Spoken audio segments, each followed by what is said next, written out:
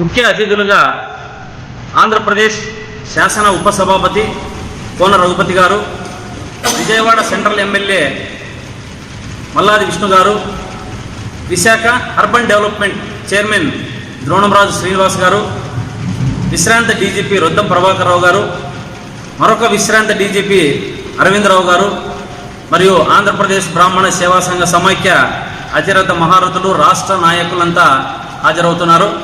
వీరిని పదవులు వచ్చిన తర్వాత రాజకీయంగా మనము అభినందించుకొని ఆత్మీయ సమావేశం ఏర్పాటు చేసుకోవడం జరిగింది. అనంతపురం జిల్లాలోని 13 కాన్స్టిట్యున్సీలో అన్ని జిల్లాల సంఘ నాయకులు అదేవిధంగా బ్రాహ్మణులు వస్తున్నారు.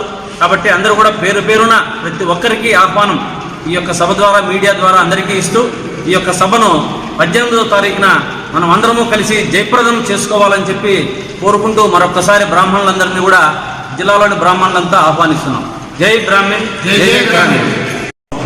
బ్రాహ్మణ ప్రముఖులుగా గెలిచి తరువాత ఇప్పుడుండే ప్రభుత్వంలో ఉప సభాపతిగా ఉన్నటువంటి కోన రఘుపతి గారిని, సెంట్రల్ ఎమ్మెల్యే మల్లాది విష్ణు గారిని, విశాఖపట్నం అథారిటీ చైర్మన్ ద్రోణంరాజు శ్రీనివాస్ గారిని మా అనంతపురం జిల్లా సమాఖ్య తరఫున అందరి తరఫున బ్రాహ్మణ అందరి తరఫున అందరినీ ఆహ్వానించి అభినందించాలని చెప్పి మా అన్నగారు శ్రీకాంత్ గారు నిర్ణయించారు. దాని ప్రకారం అందరూ బ్రాహ్మణులందరూ రండి, తరలి రండి, వచ్చి ఆ యొక్క మేలిముత్యాల యొక్క అనుభవపూర్వమైన మాటలు విని అందరూ కూడా ఉత్తేజపరుచులను కోరుతున్నాం. జై బ్రాహ్మణ్.